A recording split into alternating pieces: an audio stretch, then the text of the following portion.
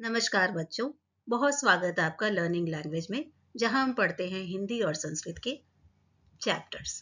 तो कक्षा 9 के न्यू बुक शारदा के सीरीज में आपका स्वागत है, जहां हम पढ़ रहे हैं चौथा पार्ट। चौथे पार्ट का टॉपिक क्या है या शीर्षक क्या है?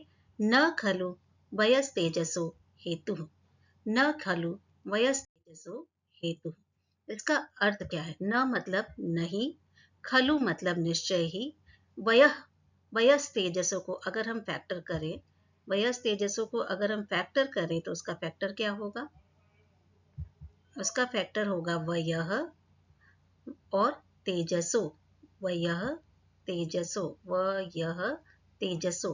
वयह मतलब होता है आयु या उम्र, और तेजसो मतलब तेज, तेज का, हेतु मतलब कारण। तो इसका अर्थ क्या हुआ? वास्तव में आयु तेज का कारण नहीं होती। यानी कि अगर हम दूसरा इसका अर्थ लें तो क्या होगा? महानता और प्रतिभा उम्र पर निर्भर नहीं करती। यानी कि कुछ भी बड़ा सोचने, बड़ा करने के लिए आपकी उम्र ही बड़ी हो ये जरूरी नहीं है। छोटी उम्र में भी बड़े काम, महान काम किए जा सकते हैं। यही इस पाठ का सार है। तो इसके पहले हम देखते हैं इसका अधिगम उद्देश्य। पाठ का एक्सप्लेनेशन स्टार्ट करने से पहले हम इसके अधिगम उद्देश्य यानी कि लर्निंग ऑब्जेक्टिव जानेंगे। क्या है इस पाठ के लर्निंग ऑब्जेक्टिव? पाठ के माध्यम से खुदीराम बोस के जीवन और उनके आदर्शों को समझना, छात्रों में देशभक्ति, साहस और त्याग की भावना का विकास करना। खुदीराम बोस कौन थे? खुदीराम बोस 18 वर्ष के एक यंग बच्चे आप कह सकते हैं कि वो थे, जिन्होंने 18 वर्ष की उम्र में ही देश के लिए अपने प्राणों की आहुति दे दी थी। तो उनके ही जीवन का चरित्र यहाँ पूरा बताया गया है, और उनके माध्यम से बताया गया है कि महान काम करने के लिए कोई भी आयु छोटी नहीं होती। छात्रों में देशभक्ति, साहस और त्याग की भावना का विकास करना। आप जब खुदीराम बोस के चरित्र को पढ़ेंगे तो बच्चे जब उनके बारे में पढ़ेंगे तो उनके अंदर त्याग की भावना का विकास होगा, उनमें साहस की भावना विकसित होगी, देशभक्ति की भावना जागृत होगी। कठिन संस्कृत शब्दों का अर्थ समझकर भाषा कौशल बढ़ाना। बीच बीच में पाठ में आए हुए संस्कृत के जो कठिन शब्द हैं, उनके शब्दों के अर्थ आप समझेंगे और इस तरह से भाषा कौशल विकसित होगा। प्रेरक प्रसंगों के जीवन में आदर्श अपनाने की प्रेरणा लेना। प्रेरक प्रसंगों से, प्रेरक प्रसंग किसे कहते हैं? किसी भी जो बड़े लोग, महान लोगों के जीवन का कोई ऐसा कंटेक्स्ट, ऐसा प्रसंग जो दूसरों को प्रेरित कर पाए अच्छा कुछ करने के लिए, उसे कहते हैं प्रेरक प्रसंग। तो प्रेरक प्रसंगों से जीवन में आदर्श अपनाने की प्रेरणा लेना। बड़े लोगों के कुछ कुछ इंसिडेंट्स को जब हम सुनते हैं, उनकी कहानियां सुनते हैं, तो उनसे हम प्रेरणा ले पाए, ऐसा भी ये इस पाठ का ऑब्जेक्टिव है। तो पाठ का शीर्षक क्या है बच्चों? न वय खलु न खलु वयस तेजसो हेतु, जिसका अर्थ है कि महानता उम्र पर निर्भर नहीं करती।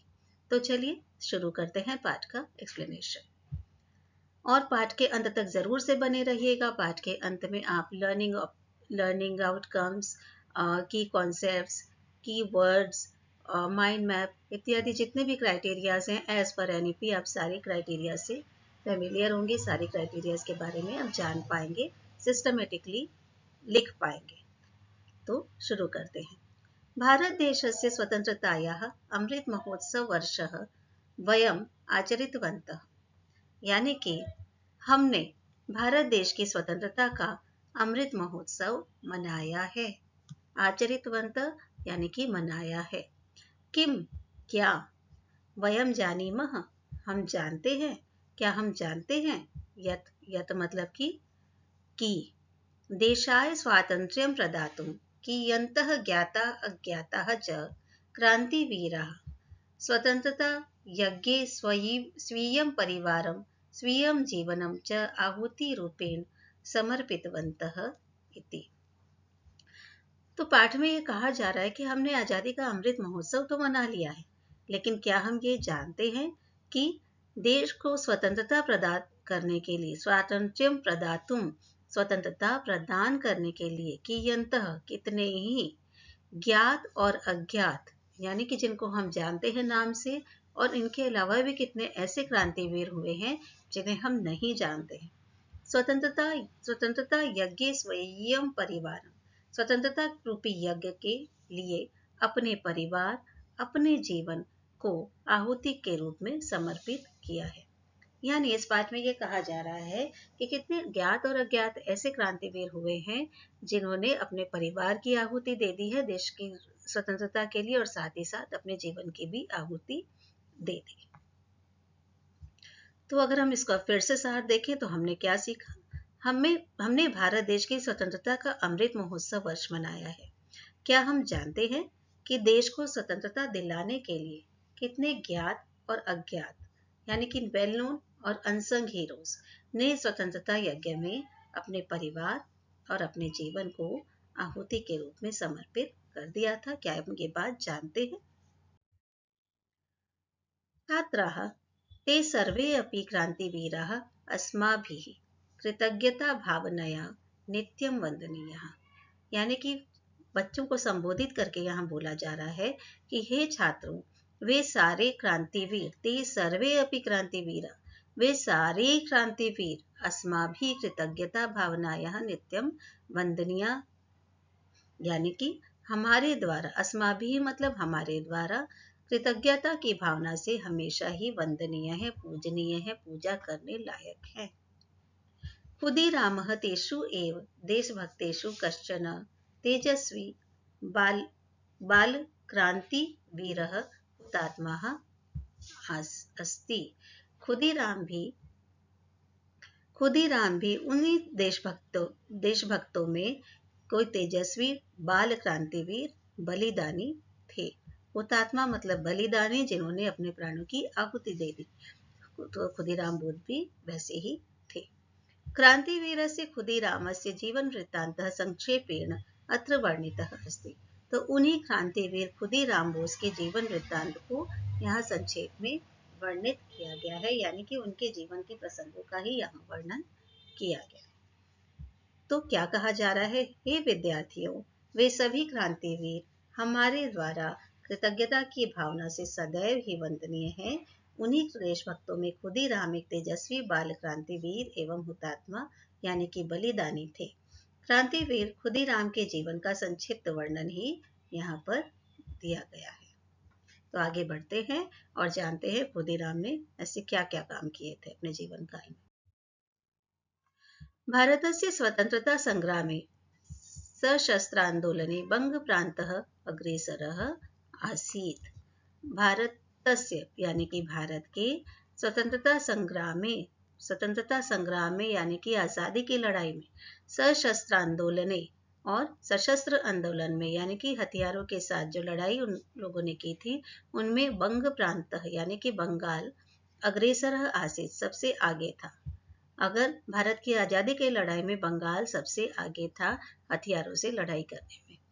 तस्मिन् बंग प्रांते मेदिनीपुर नामके जनपदे महोबनी ग्रामे नवाशीत्यधिक अष्टादशशततमे वर्षे दिसंबर मासस्य तृतीये दिनांके खुदीरामस्य जन्म अभवत्।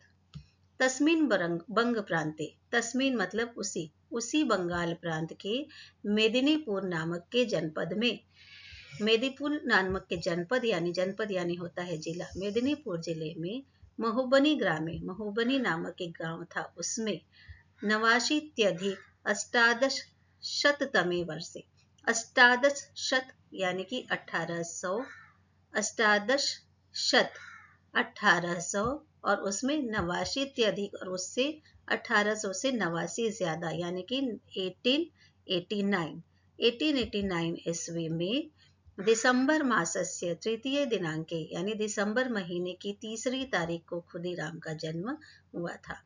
यानी कि 1889 के दिसंबर की 3 दिसंबर को खुदीराम का जन्म हुआ था। भारत के स्वतंत्रता संग्राम में सशस्त्र आंदोलन में बंगाल प्रांत अग्रणी था।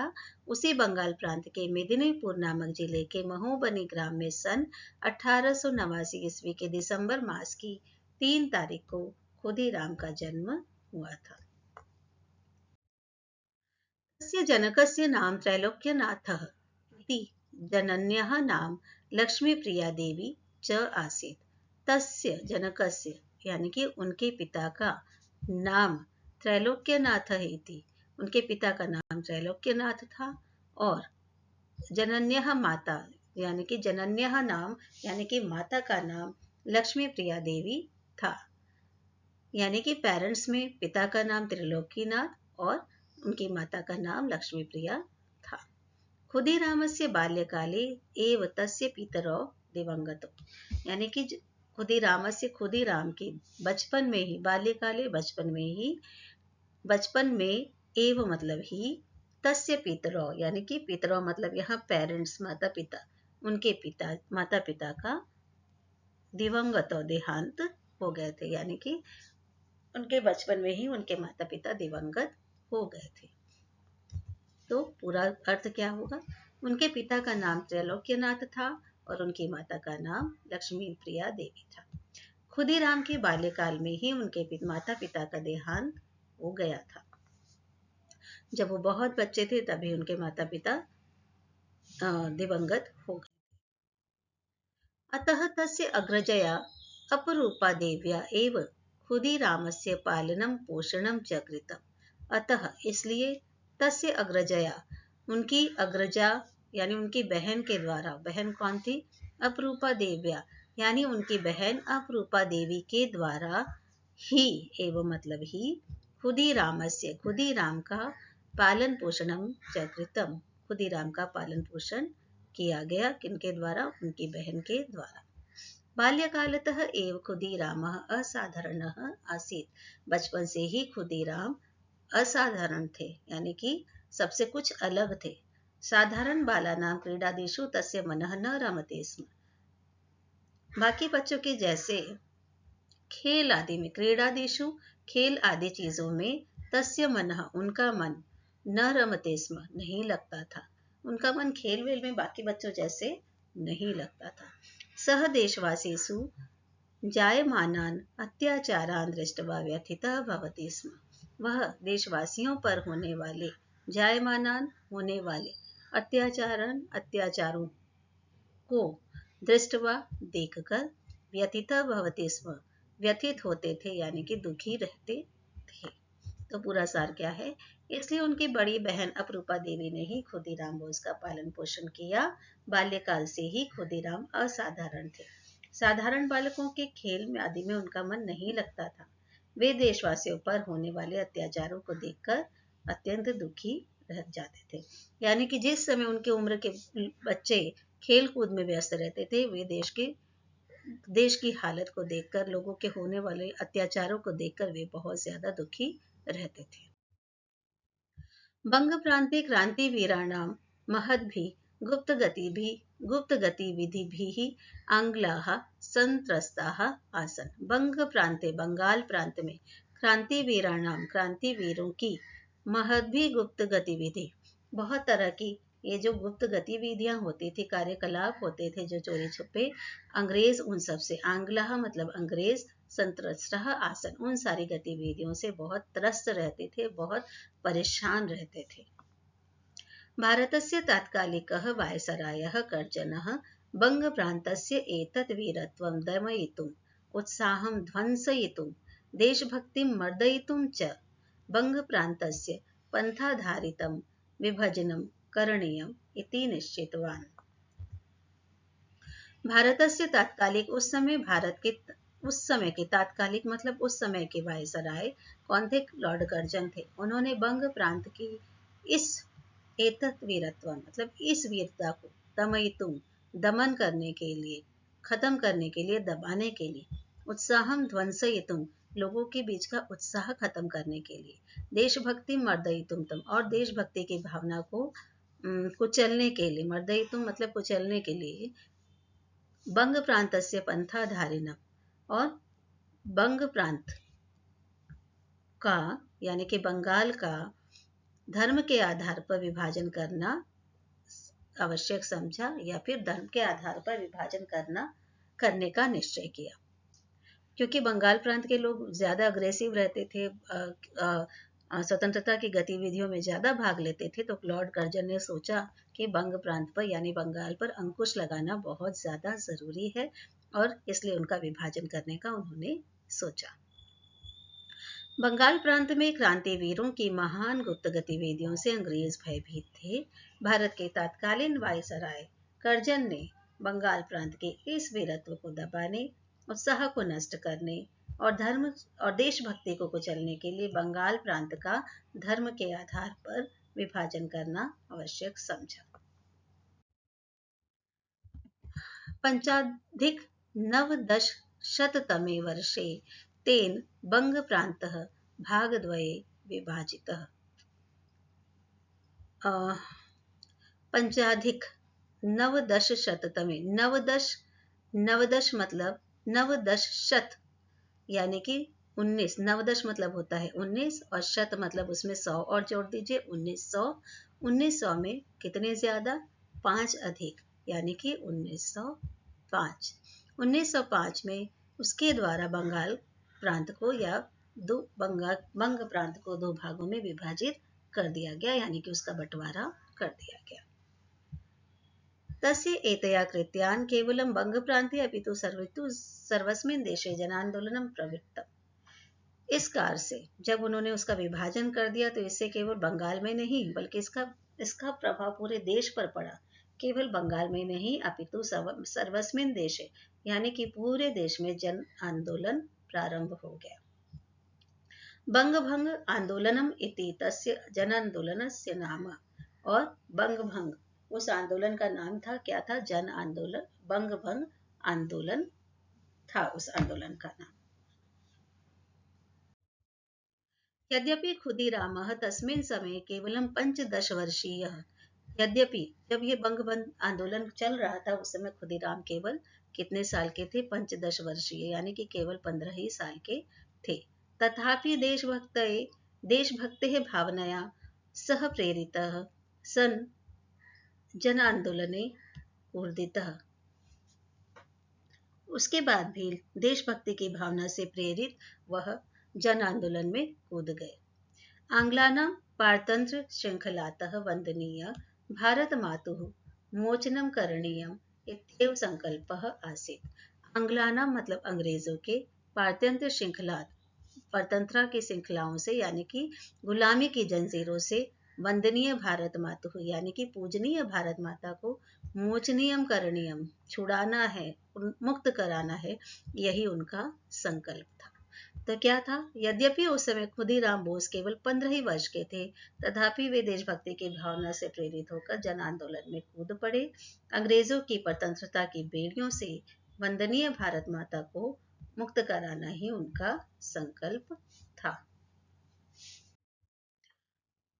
अतः सः नवमीं कक्षाम् अपि पूर्णां कर्तुं न शक्तवान्। इसलिए उनकी पढ़ाई पूरी नहीं हो पाई। उन्होंने 9वीं क्लास भी पूरी तरह से पढ़ाई नहीं की। यतो हि देशभक्तानां जीवनं राष्ट्राय समर्पितं भवति। क्योंकि देशभक्तों का जन्म तो किसके लिए समर्पित होता है? अपने राष्ट्र के लिए समर्पित होता है। देशभक्तों का जीवन किनके लिए? सिर्फ उनके देश के लिए होता है। बालानां संघटनं कृत्वा सह पदयात्रां आयोजयति स्म। बच्चों को जमा करके या बच्चों का संगठन करके, बच्चों को इकट्ठा करके वे पद यात्राएं आयोजित करते थे। तस्यां यात्रायां देशभक्तियुतानि गीतानि वंदे मातरम चेत्यादयः घोषणाः भवन्ति स्म। और उनकी यात्राओं में देशभक्ति से युक्त गीत होते थे, वंदे मातरम गीत होते थे और भी बहुत तरह की इसी तरह की घोषणाएं होती थी जो देशभक्ति से रिलेटेड होती थी। अतः वे 9वीं कक्षा भी पूर्ण नहीं कर सके क्योंकि देशभक्तों का जीवन राष्ट्र के लिए समर्पित होता है।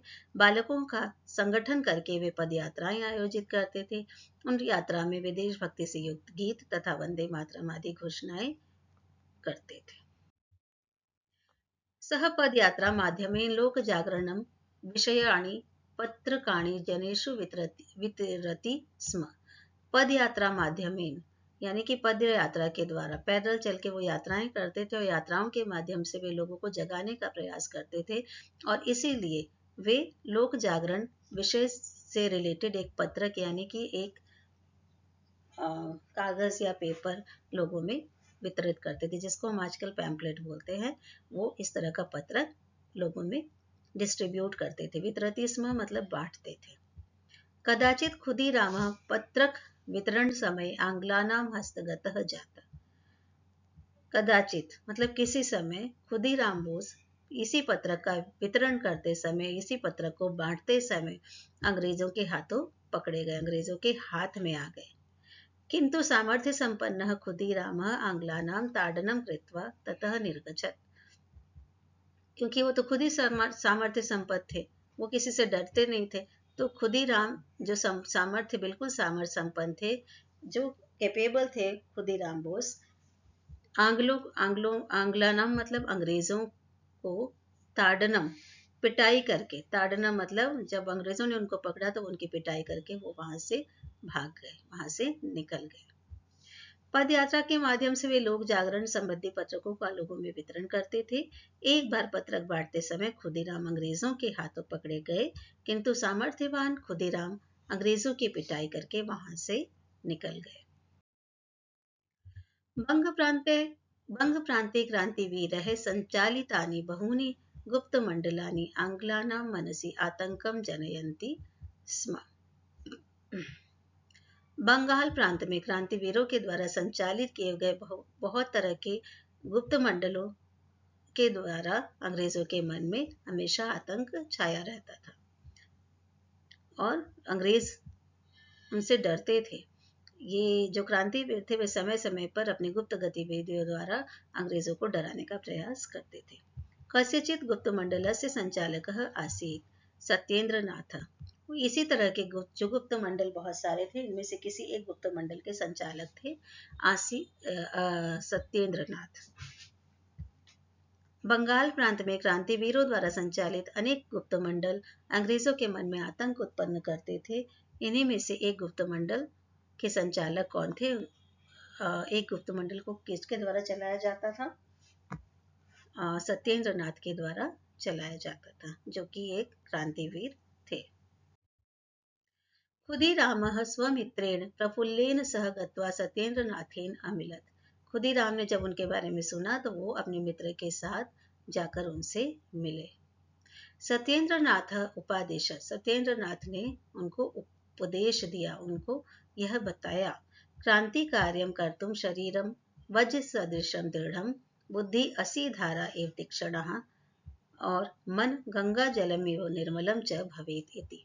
तो उन्होंने क्या कहा, उन्होंने इनको क्या उपदेश दिया सत्येंद्रनाथ ने कि क्रांति कार्य करते समय, क्रांतिकारी कार्य को करने के लिए शरीर कैसा चाहिए? एकदम वज्र के समान, इंद्र के वज्र के समान हमारा शरीर होना चाहिए, दृढ़ होना चाहिए। बुद्धि कैसी होनी चाहिए? तलवार की धार की तरह तीखी और शार्प होनी चाहिए, उसी तरह की तीक्ष्ण होनी चाहिए। और मन कैसा होना चाहिए? गंगा जल के जैसा एकदम निर्मल और पवित्र होना चाहिए। तब जाके क्रांति के कामों में लगा जा सकता है। खुदीराम को क्या उपदेश मिला? खुदीराम अपने मित्र प्रफुल्ल के साथ जाकर सत्येंद्रनाथ से जब मिलते हैं तो सत्येंद्र ने उपदेश दिया कि क्रांतिकारी कार्य करने के लिए शरीर वज्र के समान दृढ़, बुद्धि तलवार की धार के समान तीक्ष्ण और मन गंगा जल के समान पवित्र होना चाहिए।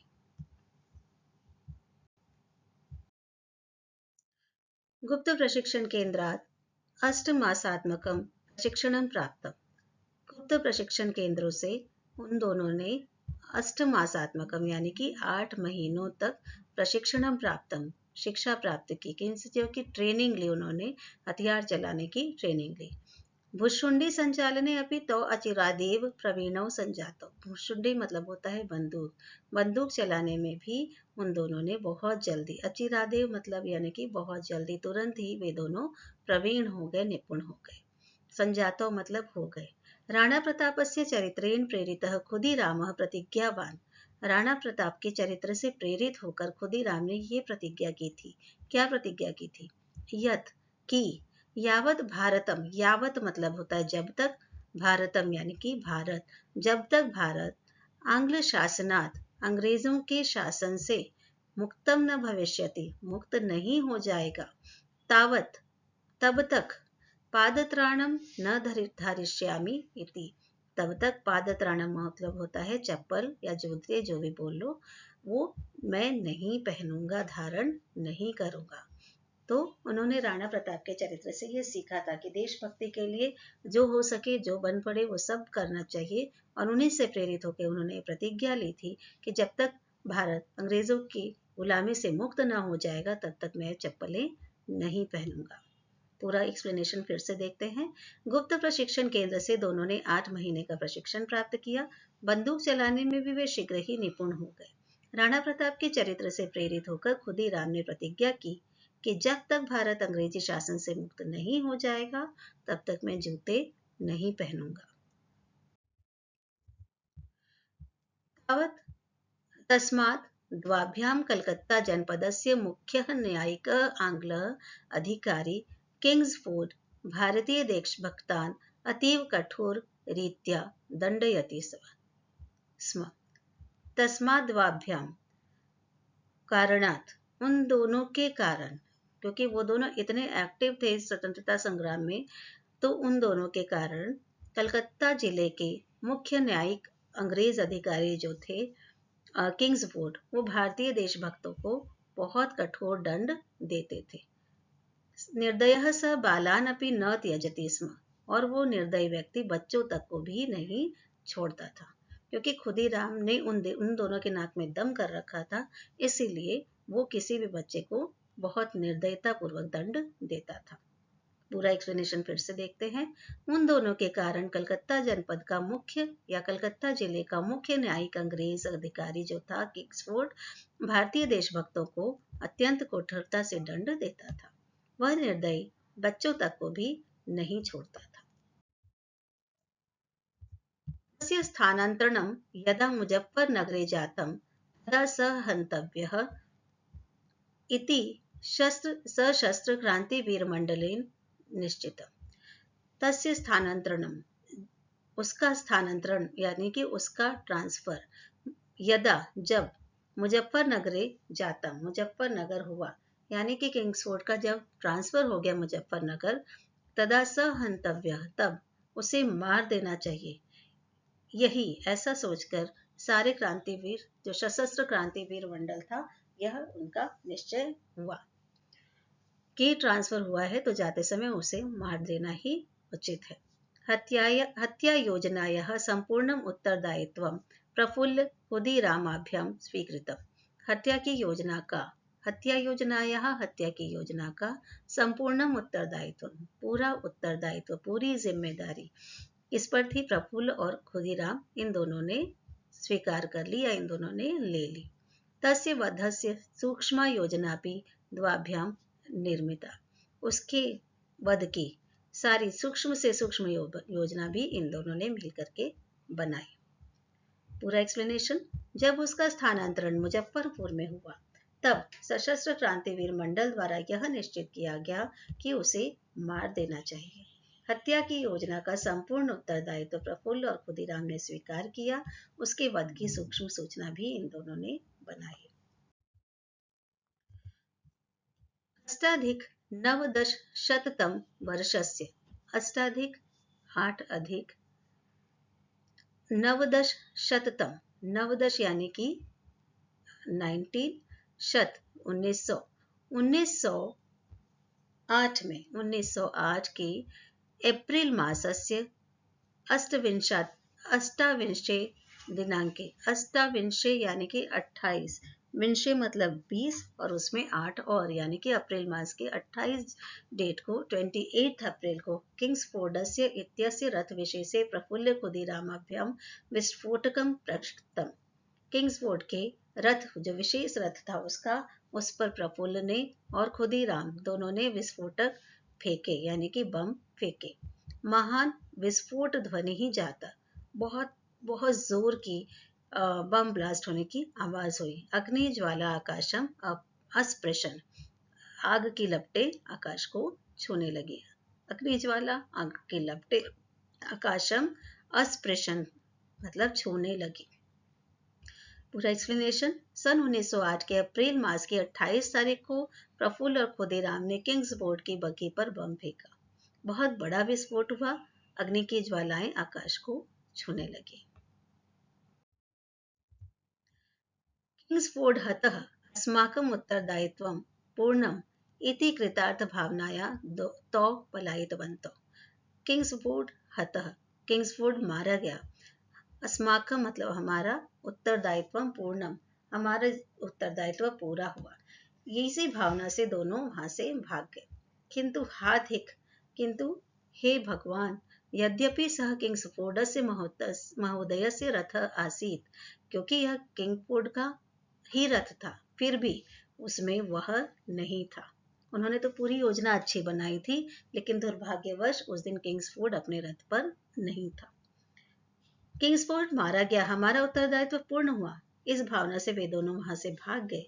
किंतु हाय, यद्यपि वह किंग्सफोर्ड महोदय की बग्घी थी, तथापि उसमें वह स्वयं नहीं था। केनेडी नामकस्य अधिकारिणः पत्नी पुत्री च तत्र आस्ता। तो उस रथ में कौन था? केनेडी नामक एक अधिकारी था, एक अफसर था, और उसकी पत्नी और उसकी बेटी, वो सब उसमें थे। ते मृते किंतु किंग्सफोर्डः रक्षितः। वे सारे मारे गए, लेकिन किंग्सफोर्ड तो बच गया।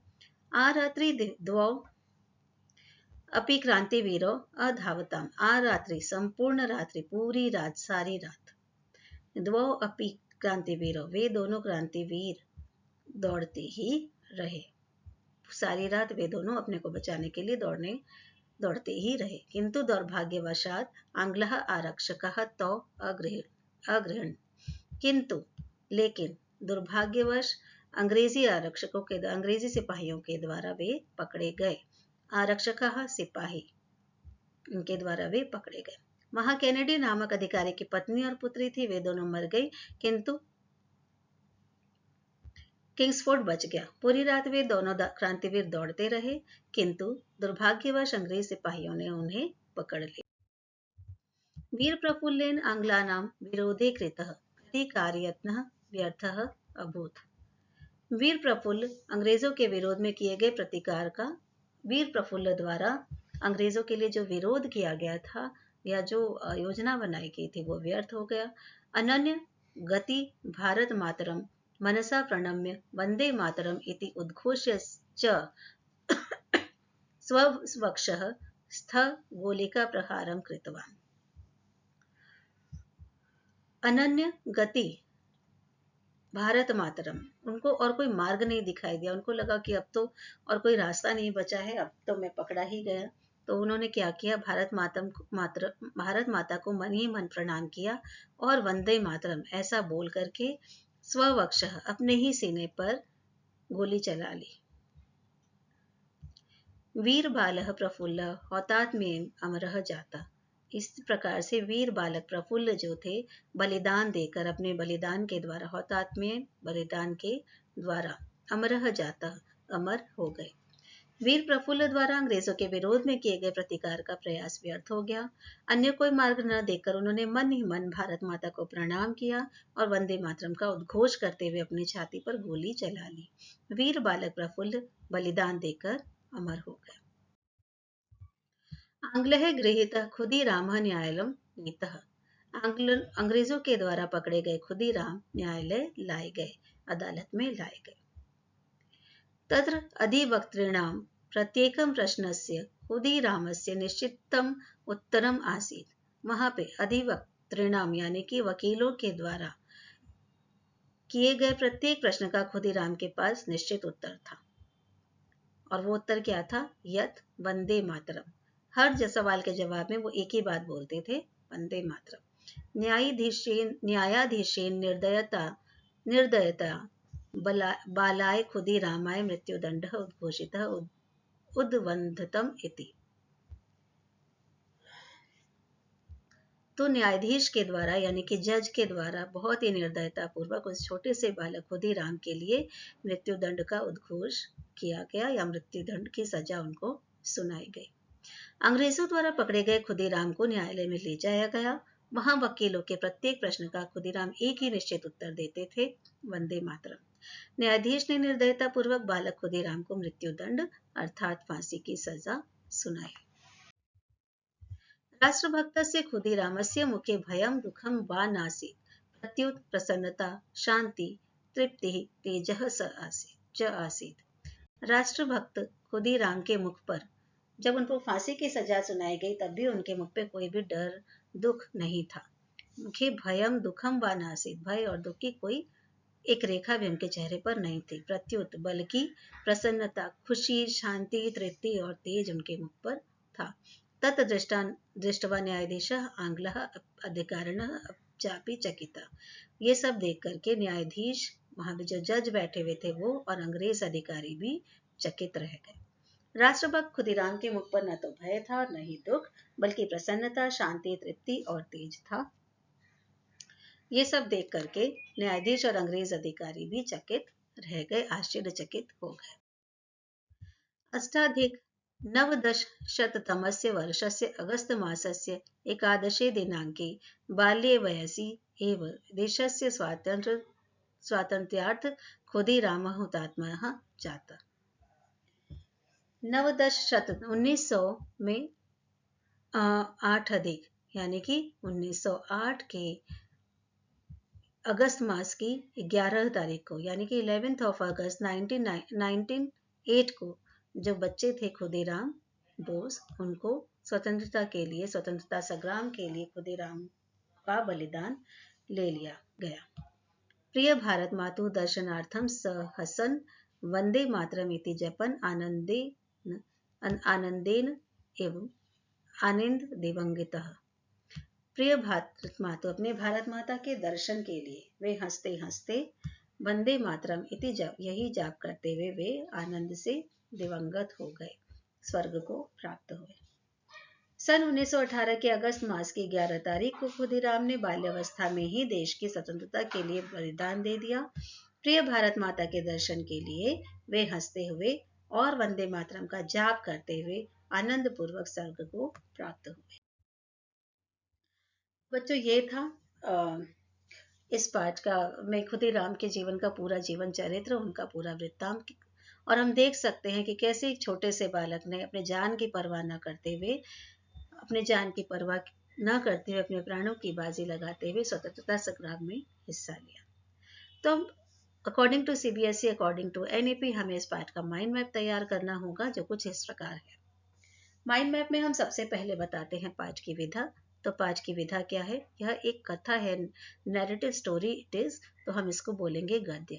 तो पाठ की विधा जब भी पूछी जाएगी आप क्या कहेंगे? गद्य। उसके बाद है केंद्रीय विचार। केंद्रीय विचार क्या है? कॉन्सेप्ट क्या है? की कॉन्सेप्ट इस पाठ का यही है कि आयु नहीं, प्रतिभा, साहस और देशभक्ति ही महानता का कारण होती है।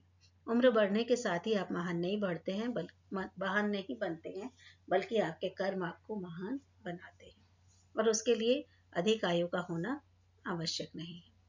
मुख्य विषय क्या है? बालक के देशभक्ति, साहस, त्याग और आदर्श जीवन का महत्व दिखाया गया है।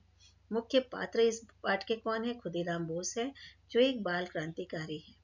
मुख्य घटनाएं क्या है इस पाठ की? बचपन से ही उनके मन में देशभक्ति की भावना थी, क्रांतिकारी गतिविधि में वे भाग लेते थे, अंग्रेजों पर बंद फेंका उन्होंने, गिरफ्तारी, मुकदमा और फांसी की सजा, और हंसते हंसते देश के लिए प्राण त्याग देना, ये इस चैप्टर की मेन मुख्य घटनाएं हैं।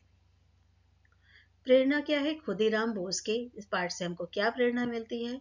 पाठ से हमें प्रेरणा मिलती है कि खुदीराम बोस के साहस, देशभक्ति और त्याग से हमें राष्ट्र के लिए जीने और आवश्यक होने पर मरने की भी प्रेरणा मिलती है। देशभक्त, सच्चा देशभक्त बनने की प्रेरणा हमको इनसे मिलती है। इस पाठ में परिणाम क्या दिखाया गया है? महज 18 वर्ष की आयु में वे फांसी पर चढ़कर अमर हो गए, और अमर शहीदों में उनको आज तक याद किया जाता है। मुख्य गुण क्या बताए गए हैं? एक देशभक्त के देशभक्ति, साहस, त्याग, निस्वार्थता और आदर्शवादिता, ये इस देशभक्त के गुण बताए गए हैं। तो इसी तरह से आपको भी माइंड मैप बनाना है। बीच में पाठ का नाम लिखना है, और पॉइंट बाय पॉइंट ऐसे आपको सब कुछ इसमें दिखाना है। इस पाठ का संदेश क्या है? इस पाठ का संदेश भी वही है जो इस पाठ का केंद्रीय विचार है कि आयु नहीं बल्कि प्रतिभा, साहस, निष्ठा और समर्पण ही व्यक्ति को महान बनाते हैं। हमें भी देश और समाज के लिए कुछ करने का संकल्प लेना चाहिए। इसी तरह से माइंड मैप के इस पाठ का की कॉन्सेप्ट्स क्या है? प्रतिभा आयु पर निर्भर नहीं करती। परिश्रम, बुद्धि और साहस से सफलता अवश्य ही प्राप्त होती है। आत्मबल और आत्मविश्वास से असंभव भी असंभव हो सकता है और कर्म की प्रधानता ही व्यक्ति को महान बनाती है। ये इस पाठ की अवधारणाएं हैं। कर्म पर जोर दिया गया है कि कर्म करने से ही व्यक्ति महान बनता है। उसके लिए बड़ी उम्र होना ही जरूरी नहीं। कीवर्ड्स क्या है यहाँ पे? देखिए इस पाठ के मुख्य शब्द कीवर्ड्स क्या है? वयः मतलब आयु या उम्र, तेजः प्रतिभा या तेज, हेतु मतलब कारण, बुद्धि यानी कि समझ और बुद्धि, साहसम हिम्मत और साहस, परिश्रमः मेहनत, आत्मविश्वासः स्वयं पर विश्वास, यशः मतलब प्रसिद्धि। लर्निंग आउटकम्स क्या है इसके? सीखने के परिणाम। छात्र पाठ का भावार्थ समझ सकेंगे, खुदीराम बोस से जीवन से प्रेरणा लेकर आदर्श जीवन अपनाएंगे, संस्कृत शब्दों का वाक्य अर्थ रचना और व्याकरण समझ सकेंगे, देशभक्ति और नैतिक मूल्यों को जीवन में उतारेंगे।